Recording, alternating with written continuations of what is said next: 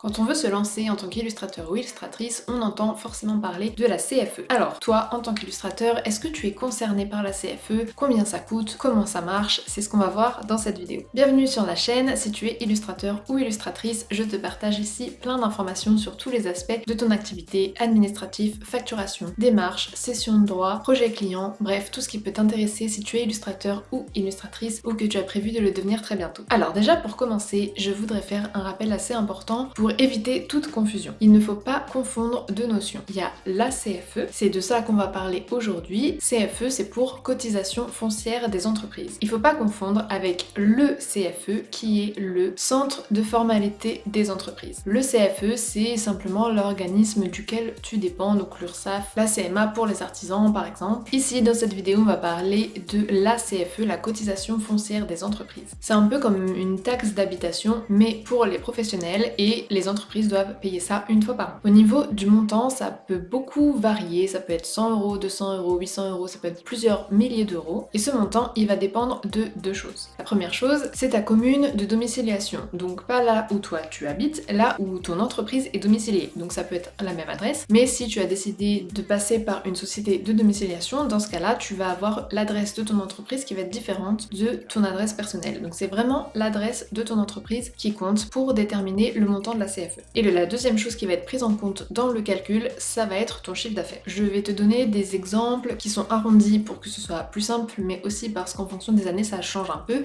mais au moins tu auras un ordre de grandeur. Si tu as un chiffre d'affaires entre 5 000 et 10 000 € par an, tu vas avoir une CFE entre 200 et 500 € par an. Si ton chiffre d'affaires est entre 10 000 et 32 000 €, ta CFE sera entre 200 et 1200 €. Et après, ça continue d'augmenter. Alors, en tant qu'illustrateur, est-ce que tu dois payer cette CFE? Tu te doutes bien que oui, sinon je t'aurais pas déjà donné toutes ces informations. Mais par contre, ça va quand même dépendre parce qu'il y a pas mal d'exonérations possibles. Avant que je te détaille les exonérations qui existent, pour me soutenir gratuitement aujourd'hui, ce que je te propose de faire, c'est tout simplement de mettre un j'aime sur cette vidéo. Ça permettra de soutenir la chaîne. Alors, il y a pas mal de métiers qui sont exonérés de CFE. C'est le cas notamment des artistes. Donc, si tu es illustrateur avec le statut artiste-auteur, tu es totalement exonéré de CFE. Donc, c'est pas automatique, il faut quand même faire la demande, mais ça représente plusieurs centaines d'économies chaque année, donc c'est plutôt sympa, on prend. A l'inverse, les micro-entreprises doivent payer la CFE. Donc, si tu es illustrateur en micro-entreprise, tu dois payer cette CFE. Mais là encore, il y a des exonérations possibles. Déjà, la première année, toutes les micro-entreprises sont exonérées de CFE. C'est pareil, c'est pas automatique, il faut faire la demande, mais dans tous les cas, la première année, tu peux être exonéré, tu peux faire cette demande et ne pas payer la CFE. Et ensuite, imaginons que tu mets 2-3 ans à te stabiliser un peu et que tu fais des petits chiffres d'affaires au début. En dessous de 5 000 € de chiffre d'affaires, tu es aussi exonéré de CFE. Après, il y a d'autres exonérations qui existent en fonction du lieu où tu habites, etc.